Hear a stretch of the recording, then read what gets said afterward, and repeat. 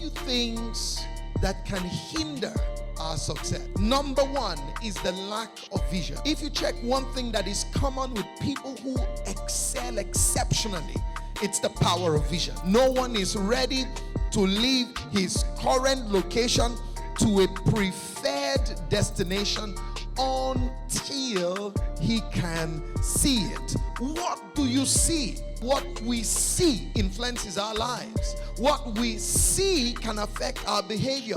What we see can affect our priorities. Sometimes people live anyhow because they don't see something better in their lives. And he says to Abraham, lift up now thine eyes from where thou art, and look northward and southward and eastward and westward. And he says to him, all the land which thou seest, to thee I will give it. God has a way of being committed to a vision that you catch under him. Number two, poor mentality. I realized from scriptures that for a number of people that God was going to do great things in their lives, he had to change their thinking. Be not conformed to the world, but be transformed. Stand out. Clearly stand out. Be transformed by the renewing of your mind. You must have the information that the average person does not have. Many people are stuck because of their pattern of thinking, because of the way they reason, because of the way they see things. They can't keep relationships because of the way they see things. They can't make the right decisions because of the way they think. Some things will not change in your life until your thinking is altered. I am persuaded that we cannot interrupt the current motion of our lives until we change our train of thinking. I am convinced that we cannot change the course of our lives. You cannot change the life of a man until you influence his thought patterns. You must change your thinking if you want to change your direction.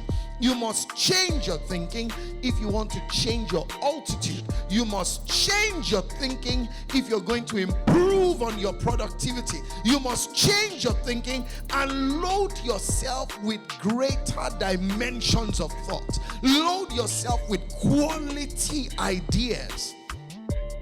It is said ideas rule the world. I believe it. But you see, the quality of your mind will determine the kinds of ideas you hold. Our lives stretch with our minds. If your mind can stretch, your life will stretch into the new capacity that you develop. Your mind sets the pace for where your life will enter. A poor mentality will lead to failure anytime. Proverbs 23 verse 7 says, for as he thinketh in his heart, so is he.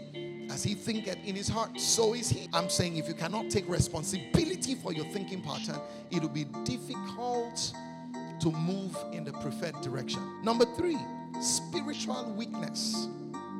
Spiritual weakness. Spiritual weakness. Truth is, I realized that there are some levels you cannot enter into your life until you develop new spiritual capacity. There are things you need to pray into. Pray, press, enter. Those who don't have vision celebrate mediocrity. I heard David say, by my God have I run through a troop and leaped over wall. There are things you cannot do by your strength. There are things you cannot do by your might. There are things you cannot do just by wanting to do them. There are trophies you cannot bring home.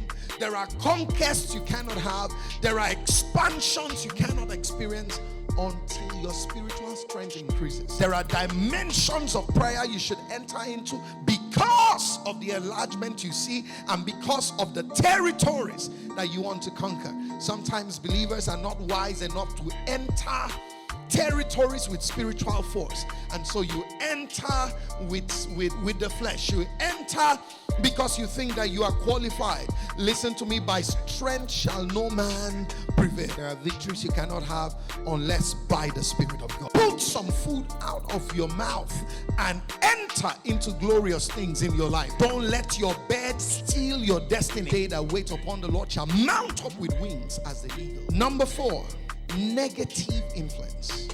Negative influence. It amazes me how people want to be highly successful but spend their time with people who have the values that are contrary to success. If your association with anybody is based on emotional sentiments alone, you're already in the wrong place. Nothing limits the progression of life like bad influence. Proverbs 13 verse 20, he that walks with the wise shall be wise. Don't be the one-eyed man who is king amongst the blind. Don't be the one-eyed man who is king amongst the blind. Give up sentimental attachments to people, to things, to associations, and to things that are not profitable to your life and destiny.